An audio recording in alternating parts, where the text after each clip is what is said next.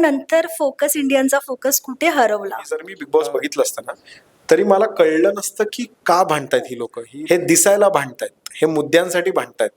भांडायचं कारणच नाही. माझं असं होतं, ती रडत होती, मला तिच्या डोळ्यात बघवत नव्हतं, पण मी तिथे काहीतरी फालतू जोक मारून ती हसली. भाऊच्या धक्क्यावर एक सांगितलं जातं, बिग बॉस काहीतरी वेगळं सांगतायत आता मला. दुसरीकडे राकेश आणि प्राजक्ताचंही थोडंसं अँगल जुळताना दिसतंय. आता तू बाहेर पडल्यावर जर त्यांची मैत्री झाली तर तुझ्या काय रिएक्शन्स असतील? तू काहीतरी बोलशील, त्याच्यानंतर महाराष्ट्र काहीतरी बाहेर काहीतरी 10चं 100 करेल आणि मग मला ते नाही पाहिजे. आता ऍक्च्युली आम्ही भेटणार आहे. त्यांनी मला काल मेसेज केलेला, पण मी खूप घाई गडबडीत होतो, तर मी काय बोललो नाही. तर तो बोला, भाई आपण भेटू आणि आपण डिस्कस करू. सो त्याच्या नमस्कार, कलाकट्टामध्ये मी भावना शिंदे तुम्हा सगळ्यांचं मनापासून स्वागत करते. बिग बॉस मराठीच्या घरातून काल 2 सदस्य बाहेर पडलेत आणि आता आपल्या सोबत आहेत करण सोनावणे. करण, खूप खूप स्वागत आहे. कसा आहेस? एक नंबर आहे. मजा येते बाहेर काहीतरी वेगळं विचित्र लोकांना भेटून, कारण आज खरंच खूप विचित्र लोक भेटली मी. आणि त्याप्रमाणे त्यांना 35 दिवस बघून बघून काय वेळ लागलेला मला. सो आता बरं वाटतं, काहीतरी नवीन स्पेस बघून काहीतरी छान वाटतंय. नक्कीच. पण जेव्हा पहिल्या आठवड्यात आम्ही करणला पाहिलं, तू रुचिताची चावी घेतली वगैरे, तुझा एकंदरीत गेम असं वाटलं की तू टॉप 2 विनर मटेरियल आहेस. पण नंतर फोकस इंडियनचा फोकस कुठे हरवला? फोकस इंडियनचा फोकस स्टार्टिंग पासूनच फोकस्ड होता.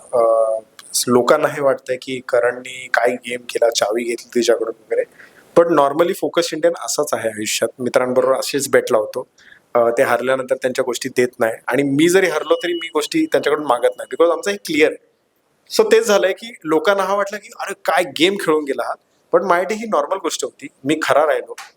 आणि तेच झालं की रियालिटी शोसाठी टू रिअल झालं हे. आणि त्याच्यामुळे लोकांना मग नंतर कळत गेलं की हा हा रिअल आहे का, हा बोरिंग आहे का, त्यांना ते कळत नव्हतं. बट मी असाच आहे आयुष्यात. मी कमी बोलतो, मी परफेक्ट मुद्द्यांवर भांडतो. मला इलॉजिकल भांडण नाही आवडत. आणि जर इलॉजिकल भांडण सुरू असेल तर त्याच्यामध्ये मी एंडला क्लॅरिटी घेतो की कोण चुकलं आणि कोण नाही, रादर दॅन ते भोंग्यामध्ये जाऊन आपला पण आवाज चढवायचा. मला तसं नाही आवडत. बिग बॉसमुळे मला कळून आलं की मी खूप सॉर्टेड माणूस आहे आयुष्यात. मी सोल्युशन्स काढतो रादर दॅन विषय खेचण्यापेक्षा. पण विषय खेचणंच बिग बॉसचा विषय आहे. ते ऑफकोर्स काही लोकांना कळलेलं आहे, म्हणून ते आहेत आता घरात. बट हळूहळू ते पण निघतील जेव्हा पूर्ण महाराष्ट्र इरिटेट होईल त्यांना. तर त्याच्यानंतर आपल्याला कळेल की कोण खरं आणि कोण खोटं. नक्कीच. पण जेव्हा तुला कळलं की तू बिग बॉस मध्ये जातोय, बाहेर फार रील वगैरे तू ऑलरेडी बनवल्या होत्यास, फार तयारी केली होती. पण असं झालं का की गेमसाठी तू काहीतरी वेगळी तयारी केली होती आणि आत गेल्यावर काहीतरी वेगळं घडलं, असं काही झालं? मला खूप लोक बोलत होते की बिग बॉस बघून जा आत. पण मला आता, त्यावेळी पण मी बोलवलं त्यांना आणि आता पण मी त्यांना बोलतो की जर मी बिग बॉस बघितलं असतं ना, तरी मला कळलं नसतं की का भांडतायत ही लोक छोट्या गोष्टींवर का भांडतायत. पण आता आज जाऊन जेव्हा मी ते एक्सपिरियन्स करतो ना, त्यावेळी मला कळतंय की ओ, हे दिसायला भांडतायत, हे मुद्द्यांसाठी भांडतायत. भांडायचं कारणच नाही, पण हे मुद्द्यांसाठी करावं लागतं यांना. पण मग ते रिअल नाही राहत त्यांच्या विषयांवर. सो मला ते जरा पटलं नाही. गेमसाठी ते लोकांना आवडत असेल, पण मला ती गोष्ट पटली नाही की मला जर एक गोष्ट कोणीतरी बनवून दिली आहे, नाश्ता असेल किंवा काय असेल, आणि ते थोडं झालं असेल, त्याच्यात थोडं जरा हे गेलं असेल, मीठ गेलं असेल किंवा काय, तर मी कोणाला नाव नाही ठेवत, कारण त्या व्यक्तीने मेहनतीने ते बनवलंय. आपण खाऊ, आपण तसे व्यक्ती आहोत. पण काही लोक मुद्दामूनच तो विषय, अरे काय फालतू बनवलं, हे काय म्हणलं, एवढं जायची गरज नाहीये. मग तुम्ही काहीतरी वेगळी स्क्रिप्ट अभ्यास करून आले आणि ते इथे अप्लाय करतात. सो मला एक चांगलं वाटतं की मी कधी बिग बॉस बघितलं नाही, त्याचा अभ्यास नाही केला आणि ते करून आत गेलो. माझे मित्र मला बोलायचे, अरे भांडायचा शो आहे. मी बोललो ओके भांडू, मला भांडायला प्रॉब्लेम नाही, मी पण भांडलो यात. बट थोडं लॉजिकल भांडू ना. तुम्ही विषय काय निवडताय ते पण बघा ना. म्हणजे मला थोडं काहीतरी लागलं म्हणून त्याच्यावर मी नाही लागलं हे मी नाहीये. विषयावर भांडू, विषयावर भांडलो पण आहे, पण ते दाखवलं नाही. सो त्याला मी काय नाही करू शकत. तेच झालं, कारण पहिल्या आठवड्यात आम्हाला दिसला, पण त्यानंतर हळू दिसायचा बंद झाला. आणि करण बाहेर जे करतो, कॉन्टेंट क्रिएटर आहे तर, आणि तुझी जमेची बाजू आहे ते म्हणजे कॉमेडी, सेन्स ऑफ ह्युमर, तो सुद्धा नंतर हळूहळू दिसायचा तर बंद. मी शेवटच्या दिवसापर्यंत नाही सोडलंय. शेवटच्या दिवसापर्यंत प्राजक्ताला जेव्हा मी सोडून पण जात होतो, त्यावेळी पण मी तिला तिथे हसवलंय. कारण माझं असं होतं, ती रडत होती, मला तिच्या डोळ्यात बघवत नव्हतं, पण मी तिथे काहीतरी फालतू जोक मारून ती हसली. पण ते पण नाही दाखवलंय. सो मी हेच बोलतोय ना की आता ह्याच्यात चूक कुणाची, माझी का त्यांची का लोकांची? कुणाला काय पाहिजे होतं हे ते लोक ठरवतायत, ते तसं दाखवतायत. त्यांनी माझं नाही दाखवलं, ठीक आहे, मला काही प्रॉब्लेम नाही. मला माहिती आहे मी काय प्रयत्न केले, मी माझे 100% दिले. मला कोणत्याच गोष्टीची खंत नाही. फक्त एकच आहे की प्राजक्ता आत एकटी आहे आणि तिचं काय होईल मला तो टेन्शन आहे बस. आणि रितेश सर जेव्हा तुम्ही स्टेजवर आलात तेव्हा ते तुम्हाला अशी करत तुमच्या जवळही आले, कारण त्यांनाही तुमचं जाणं फार लागलं. कारण त्यांनी प्राजक्ताला आणि तुला फार द हिंट म्हणून दिल्या होत्या की तुम्ही दिसत नाहीये, तुम्ही जे चालले ते तुमच्या दोघांमध्ये, म्हणजे बऱ्याच गोष्टी आम्हालाही दिसताना असं वाटत होतं की हे दोघं नक्की काय बोलतायत, काय चाललं होतं डोक्यात त्यावेळी. रितेश भाऊ पण जे बोलले ते बरोबर आहे. बट अगेन विषय तोच होता ना की भाऊच्या धक्क्यावर एक सांगितलं जातं, बिग बॉस काहीतरी वेगळं सांगतायत आत आम्हाला. आणि ही कन्फ्युजन मध्ये ना मी बिग बॉसला खूप वेळा बोललो की मला एकदा कन्फेशन रूम मध्ये बोलवा आणि मला क्लॅरिटी द्या की काय चाललंय, काय चुकतंय. कारण जे भाऊ बोलतात ते आम्ही चेंजेस करतोय, बट तरी तेच मुद्दे परत का आणले जात आहेत. जसे सुरुवातीला ते बोलायचे बाल्कनीवर बसतो, त्याच्यानंतर आम्ही खरंच बाल्कनी बंद केलेलं. सकाळी आणि रात्री आम्ही बाल्कनीवर बसायचो. मधला जो भाग होता जिथे आम्ही खाली असायचो ते खालीच असायचो, पण तरी ते दाखवलं नाही. आता भाऊंची पण ह्याच्यात काही चूक नाही, बिकॉज भाऊंना मे बी भाऊ जे एपिसोड बघतायत तेच एपिसोड बघतायत जे तुम्ही बघतायत. तुमचा पर्स्पेक्टिव्ह तो एकच होतो की अरे ह्याला बाल्कनीतच बसायचे. बट आम्हाला माहिती आहे की आम्ही काय गेम केलाय आणि भाऊ पण आम्हाला तेच स्टेजवर बोलले की एवढी चांगली ऑपॉर्च्युनिटी, एवढं तुम्हाला सांगत होतो. मी बोललो सांगत होतो, बट तुम्ही एक सांगायचे, बिग बॉस एक सांगायचे. कन्फ्युजन होतं. बिग बॉसला मी बोललो कन्फेशन रूम मध्ये मला बोलवा, मला सांगा नक्की काय करायचं, एक क्लॅरिटी द्या मला, हिंट मध्ये सांगा, डायरेक्ट बोलू नका. ती पण कधी भेटली नाही. सो मग मी बोललो मी काय करायचं. म्हणजे जर तू मला बोलतेस की माझा चांगलपणा चांगला आहे आणि जर मला ती बोलते की नाही नाही तू भिडायला पाहिजे होतं, मग मी कोणाच्या साईडनी जाऊ नक्की. मग मला जे पटेल ते मी केलं की माझी जी पर्सनॅलिटी ती मी रिअल ठेवली, ती लोकांना आवडली नाही तर ठीक आहे, पण मी जो होतो तो मीच होतो. मी दुसरी पर्सनॅलिटी घेऊन आत गेलो नव्हतो. आणि जे आम्ही काल एपिसोड पाहिला की तिघ जण, म्हणजे दरवेळी इविक्शन ज्यांचं होतं त्यांच्या रिॲक्शन्स आम्हाला पाहायला मिळतात, पण काल ती नाही पाहायला मिळाली. तुम्ही डायरेक्ट स्टेजवर आलात आणि सचिन आतमध्ये आले.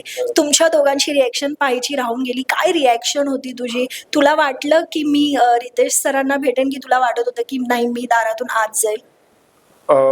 जसं सगळेजण बोलतात की धक्कादायक एलिमिनेशन झालं, तसं जेव्हा मी तिघे उभे होतो तेव्हा भाऊंनी विचारलं पण की तुम्हाला काय वाटतं कोण बाहेर जाईल आणि कोण घरात राहील. तर सगळे कंटेस्टंट पण माझ्या सपोर्टमध्ये होते की करण राहील. करण दिसत नाहीये, बट करणपेक्षा एक्झॅक्टली करण प्लेअर तरी आहे. बाकीचे दोन तर शिकायचा प्रयत्न करतायत. सो तरी मी बोलवतो सचिनजी तुम्ही असणार, तुम्ही टेन्शन घेऊ नका. प्राजक्ता पण त्याच कॉन्फिडन्समध्ये होती. फक्त तिला वाईट हे वाटत होतं की आयुष आणि सचिनजी जी जवळचे आहेत ते जातील. जेव्हा सचिनजी आत आले, मी काल एपिसोडमध्ये बघितलं, तेव्हा ती नम झाली एकदम. तिला असं झालं की हे तर, आणि त्यांच्याबरोबर मी दुसरे पण रिॲक्शन बघितले, विशाल, सागरदास, सगळे नम झाले. त्यांना झालं की भाई हे काहीतरी भलतंच झालं. हे का झालं हे त्यांना पण प्रश्न आहे. बट ते ठीक आहे, आत ते काहीतरी डिस्कस करत असतील, ते मला आता एपिसोडमध्ये दिसेल पुढच्या. बट मला प्राजक्तासाठीच वाईट वाटलं की तिचं असं होतं की मी रडेल, बट करण आहे माझ्यासोबत, आम्ही खेचू पुढे. पण ती गाल तुटली तिथे. तिला असं झालं की इथून मी पुढे काय करू, जे मला दिसलं. पण मी आता खूप जास्त एक्सायटेड आहे तिची जर्नी बघायला. आय होप ती टिकून राहिली पाहिजे स्ट्रॉंग. आणि फार रील सुद्धा बनतायत की म्हणजे तू बाहेर आलायस आणि प्राजक्ता आत रडते, तू पाहिलं? मी खूप एन्जॉय करतोय. मला तिच्यासाठी वाईट वाटतंय, no doubt. But as a content creator मी जे बघतोय की अरे यार, मी बोलतोय हे काय चालू आहे, तर लोक जाऊ देत. जर लोक त्या गोष्टीतून एंटरटेनमेंट घेत आहेत तर मला काही प्रॉब्लेम नाही. बट जेन्युअनली मला तिच्यासाठी वाईट वाटतं, ती एकटी आत राहिली आहे. आयुष जरी आत राहिला असताना तरी मला काही प्रॉब्लेम नव्हता.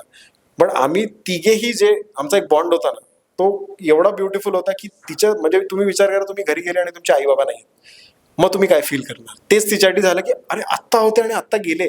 कारण आम्ही सगळं, विशाल, मी, ती, आम्ही डिस्कस करत होतो की उद्या सॅटर्डे, उद्या आपल्याला डिस्कस करायचं कोणाला नॉमिनेट आणि काय, सगळं आम्ही फुल प्लॅन करत होतो. कारण सगळ्यांना कॉन्फिडन्स होता करण आहे. पण तो धक्का सगळ्यांना लागला आणि सर्वात मोठा तिला लागला. ती कशी खेळणार आहे, काय खेळणार आहे. आय होप सचिनजी तिच्यावर असतील आणि तिला सांभाळून घेतील बस. पण प्राजक्ताबद्दलच तुला मी विचारते की तुझं आणि प्राजक्ताचं एक अँगल बनत होतं आणि प्रोमो वगैरे आम्ही पाहिला, आम्हाला असं किंचितशी लव्ह स्टोरी सुद्धा चालू होते असं वाटलं आणि तू सुद्धा तुझ्या फिलिंग्स बोलून दाखवल्या. कट टू दुसरीकडे राकेश आणि प्राजक्ताचंही थोडंसं अँगल जुळताना दिसतंय. आता तू बाहेर पडल्यावर जर त्यांची मैत्री झाली तर तुझ्या काय रिॲक्शन्स असतात? मला काहीच प्रॉब्लेम नाही तिच्या मैत्रीचा. कारण मला आणि तिला फुल क्लॅरिटी आहे की राकेश जर तिच्यावर मैत्री करायला आला तर तो फक्त आणि फक्त तिला गेममध्ये वापरून घ्यायला मैत्री करेल, हे तिला क्लिअर आहे. सो ते पण आहे की व्हॅलेंटाईनच्या एपिसोडमध्ये पण खूप गोष्टी कापल्या गेल्या जिथे मला आणि तिला खूप चिडवलं गेलं, भाऊंनी चिडवलं. पण ते कापून राकेश आणि तिचा अँगल दाखवला. सो मी बोललो ओके, हे सगळं एडिटमध्ये केलं जात आहे. पण मला आणि तिला क्लॅरिटी आहे की ती कधीही आरबी राकेश बरोबर कधी फेक अँगल करायला नाही जाणार.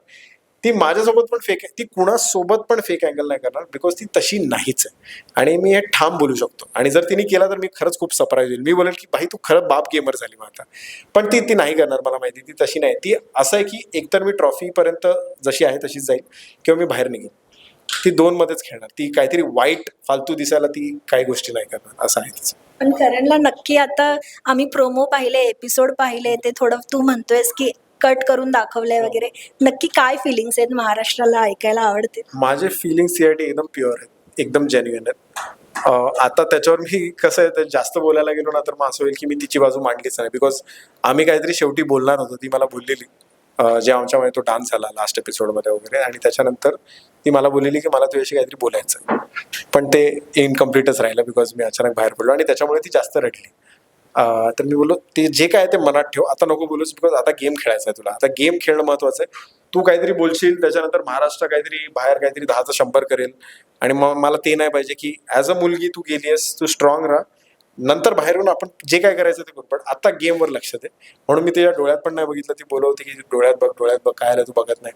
मी बोललो मी डोळ्यात बघितलं ना, मी बिग बॉसला भांडणार आणि मी रडणार की मला आता राहायचं इकडे, मला काहीच जायचं नाही. सो त्या मॅच्युरिटीवर मी तिथून बाहेर निघालो. मला असं वाटलं की तू गेम खेळ, नंतर जे काय ते आपण बाहेर एकत्र बोलून सगळ्यांना सांगू की आपलं काय नातं आहे. तुला काय वाटतं आता की कोण खूप फेक खेळतंय, असं कोण वाटतं घरात? तन्वी, आरबी, दीपालीताई, हे 3 मला दिसत आहेत सध्या. ओके. बाकी अनुश्री तर वाकड्यात जातेच, ती फेक नाही खेळत, जी जशी आहे तशीच खेळते. आणि शेवटचा प्रश्न की बिग बॉसच्या घरात जाण्याआधी तू प्रणित मोरे सोबत रील बनवली होतीस आणि आता बाहेर आल्यावर बोलणं झालं, कारण तू हिंदीचा बिग बॉस गाजवून आला, काय बोलणं झालं का आता तू बाहेर आल्यावर? सो आता ऍक्च्युली आम्ही भेटणार आहे. त्यांनी मला काल मेसेज केलेला, पण मी खूप घाई गडबडीत होतो तर मी काय बोललो नाही. तर तो बोला भाई आपण भेटू आणि आपण डिस्कस करू. सो त्याचा एक्सपिरियन्स आणि माझा एक्सपिरियन्स आम्हाला एकमेकांना शेअर करायचं, म्हणजे आपल्याला कळेल की मराठी बिग बॉस कसं असतं आणि हिंदी बिग बॉस कसं असतं. टिप्स दिल्या होत्या त्यांनी काही? अरे ऑफकोर्स, म्हणजे मेन टिप तर हेच होती की यु नो त्याला जेव्हा मी भेटलेलो तेव्हा मी असं म्हणून भेटलेलो की मला तुझा एक्सपिरियन्स सांग. कारण त्यावेळी मी सांगितलं नव्हतं की मी आज चाललो आणि मग काय करायचं, पण माझं असं होतं की तू तुझा एक्सपिरियन्स आहे. आणि त्यांनी असं सांगितलं की मीच राहिलो आत आणि तेच मी इथे ट्राय केलं, बट ते उलटं आलं. सो मी बोललो ठीक आहे, मला प्रॉब्लेम नाही, मी तरी राहिलो.